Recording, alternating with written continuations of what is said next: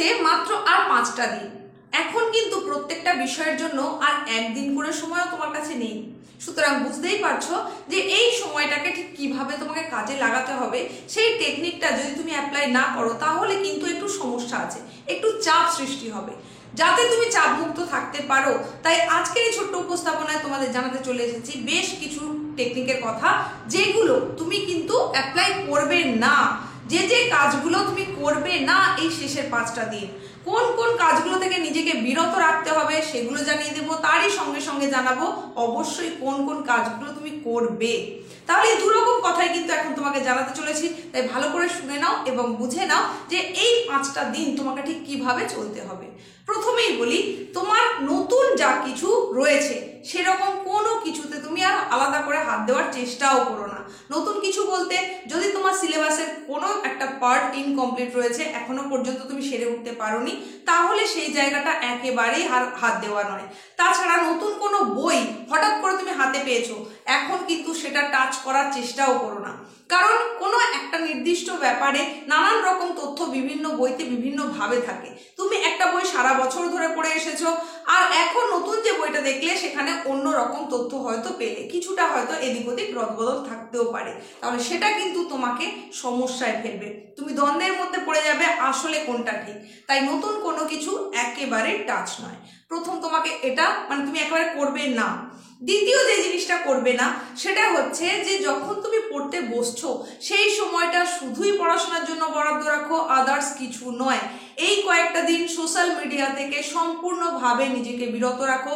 বিশেষত যখন তুমি পড়তে বসছো তখন তো একেবারেই নয়। হাতে গোনা মূল্যবান এই যে কয়েকটা দিন তোমার কাছে রয়েছে, সেই সময়ের অনেকটাই কিন্তু নষ্ট করে দেবে যদি তুমি সোশ্যাল মিডিয়াতে অ্যাডিক্টেড হয়ে পড়ো।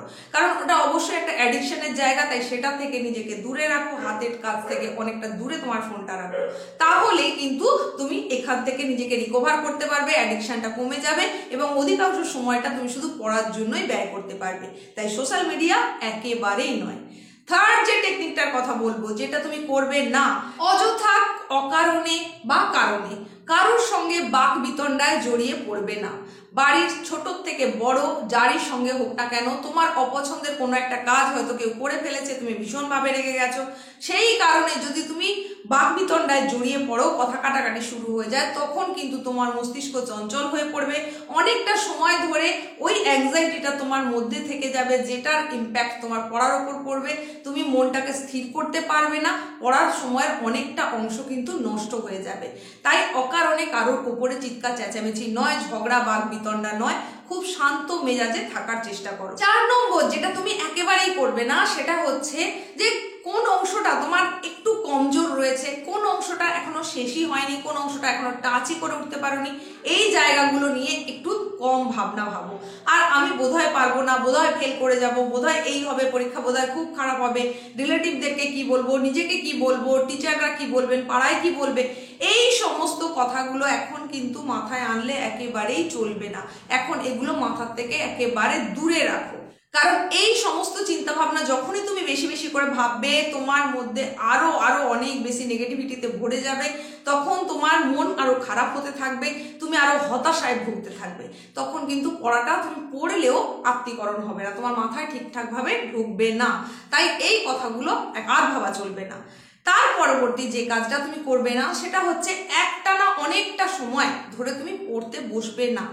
তুমি পড়তে বসেছো ঠিক আছে, কিন্তু কিছুটা সময় পড়ার পর অন্তত 5 মিনিটের জন্য একটু রিল্যাক্স হয়ে যাও, একটু জল খেয়ে নাও, একটু ঘুরে এসো। একটানা বেশি সময় একেবারেই পড়া ঠিক নয়। এটা বিজ্ঞানীদের কথা, আমার কথা তো একেবারেই নয়। একটানা বেশি সময় পড়লে শুধু পড়াই হয়, কিন্তু সেটা কিছুই মাথায় ঢোকে না। তাই যাতে তোমার মস্তিষ্ক সতেজ থাকে, সচল থাকে এবং অনেকটা জিনিস ভালো করে স্টোর করে রাখতে পারে, তার জন্য পড়ার মাঝে মাঝে কিন্তু তোমার ব্রেক নেওয়ার প্রয়োজন রয়েছে। তাই একটানা পড়া নয়, কিছু সময় অন্তর অন্তর ব্রেক নিতে হবে।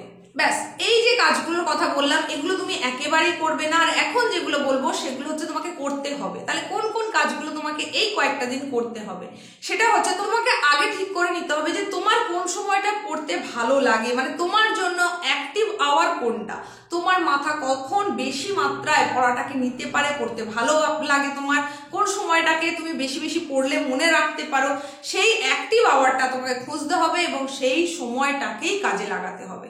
এটা হচ্ছে তোমার প্রথম কাজ, যেটা তোমাকে করতে হবে। আর সেকেন্ড টেকনিক হিসেবে যেটা বলবো সেটা হচ্ছে, নতুন কিছু তো একেবারেই নয়, যেগুলো তুমি করে এসেছো সেগুলোকে বারবার করে রিভিশন করো। রিভিশনেও কিন্তু ওয়ান লাইনার কোশ্চেনগুলোকে খুব ভালো করে দেখতে থাকো। থার্ড যে টেকনিকটা বলবো সেটা হচ্ছে, এই ওয়ান লাইনার কোশ্চেন যেগুলো তোমার কাছে একটু কঠিন মনে হয়েছে, যেগুলো অজানা মনে হয়েছে, সেগুলো তো তুমি মার্ক আগেই করে রেখেছো, কারণ এই সম্পর্কে তোমাদেরকে অন্য ভিডিওতে আমি আগেই জানিয়েছি।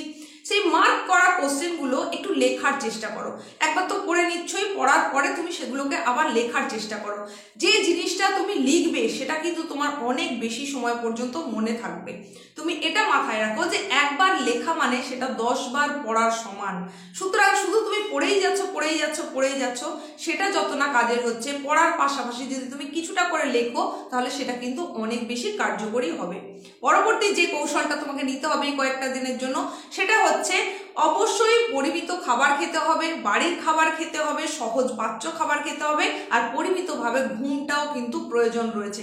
7 থেকে 8 ঘন্টা রিল্যাক্স হয়ে তোমাকে কিন্তু ঘুমিয়ে নিতেই হবে, তবেই পরের দিনে তুমি সতেজভাবে আবার পড়াশোনাটায় মনোযোগ দিতে পারবে। আর একটা কাজ যেটা তোমার অবশ্যই করা উচিত সেটা হচ্ছে, তুমি যখনই পড়তে বসবে, যে জায়গাটায় পড়তে বসছো সেখানটাকে পড়াশোনার উপযুক্ত পরিবেশের মতন করে গড়ে তোলো।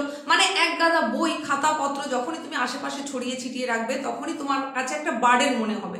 তখন তোমার মনে হবে যে অনেক কিছুই তো বাকি রয়েছে, এত পড়তে হবে, এটা ভাবা মানেই কিন্তু আগেই তোমার মস্তিষ্ক ক্লান্ত হয়ে পড়লো। তাই সেই ভাবনাটা যাতে তোমার মধ্যে না ইন করতে পারে তার জন্য পরিষ্কার পরিচ্ছন্ন করে নাও।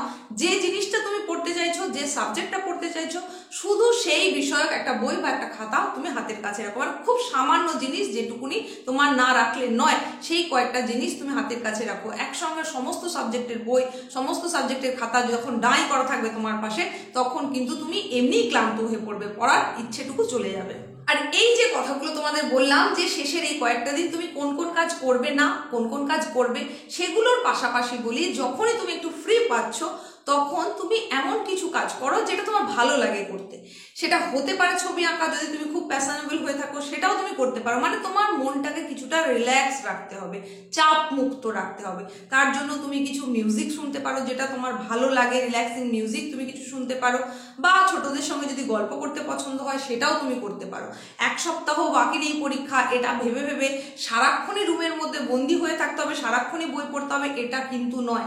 সেটা আখেরে তোমার বরং ক্ষতিই করবে। তাই তোমাকে চাপ মুক্ত থাকার জন্য যে যে কাজগুলো করার প্রয়োজন রয়েছে সেগুলো করো, তবে অবশ্যই লিমিট রেখে। এখন প্রত্যেকের প্রস্তুতি একেবারে চূড়ান্ত পর্বে রয়েছে, বেশি সময় তোমাদের একেবারেই নেব না। এই কথাগুলো যদি তোমরা মেনে চলো, আমার মনে হয় পরীক্ষা তোমরা একদম নির্বিঘ্নে দিতে পারবে, নিশ্চিন্তে দিতে পারবে, রিল্যাক্স মুডে দিতে পারবে। আর যখন রিল্যাক্স মুডে তুমি পরীক্ষা দেবে, পরীক্ষার ফলাফল ভালো হতে বাধ্য।